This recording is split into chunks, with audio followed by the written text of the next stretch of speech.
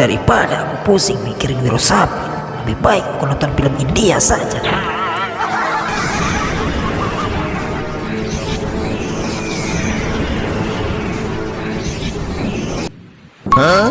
Waduh, sudah mulai. Padahal film Andin favoritku. Ini juga bagus.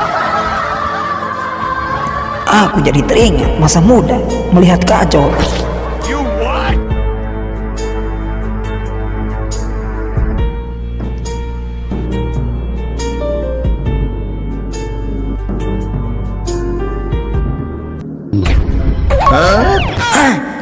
Kurang ajar, baru nonton udah bersambung.